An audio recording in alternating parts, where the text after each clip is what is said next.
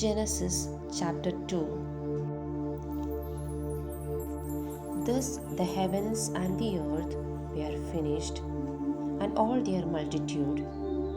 And on the seventh day God finished the work that he has done, and he rested on the seventh day from all the work that he had done. So God blessed the seventh day and hallowed it, because on it God rested from all the work that he had done in creation. These are the generations of the heavens and the earth when they were created.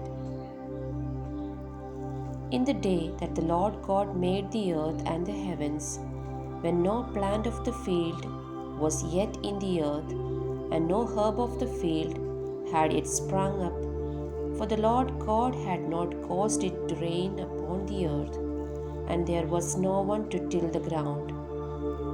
But a stream would rise from the earth and water the whole face of the ground. Then the Lord God formed man from the dust of the ground, and breathed into his nostrils the breath of life, and the man became a living being. And the Lord God planted a garden in Eden in the east, and there he put the man whom he had formed. Out of the ground the Lord God made to grow every tree that is pleasant to the sight and good for food, the tree of life also in the midst of the garden, and the tree of the knowledge of good and evil. A river flows out of Eden to water the garden, and from there it divides and becomes 4 branches. The name of the first is Pishon. It is the one that flows around the whole land of Havilah, where there is gold, and the gold of that land is good. Bdellium and onyx stone are there. The name of the second river is Gihon. It is the one that flows around the whole land of Cush. The name of the third river is Tigris, which flows east of Assyria. And the fourth river is the Euphrates. The Lord God took the man and put him in the garden of Eden to till it and keep it. And the Lord God commanded the man, "You may freely eat of every tree of the garden, but of the tree of the knowledge of good and evil you shall not eat. For in the day that you eat of it you shall die." Then the Lord God said, "It is not good that the man should be alone. I will make him a helper as his partner."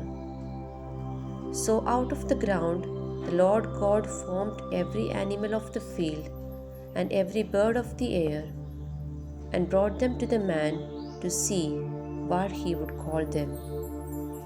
And whatever the man called every living creature, that was its name. The man gave names to all cattle, and to the birds of the air, and to every animal of the field, but for the man there was not found a helper as his partner. So the Lord God caused a deep sleep to fall upon the man, and he slept. Then he took one of his ribs and closed up its place with flesh.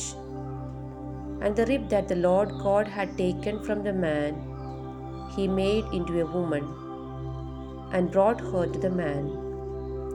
Then the man said, "This at last is bone of my bones and flesh of my flesh.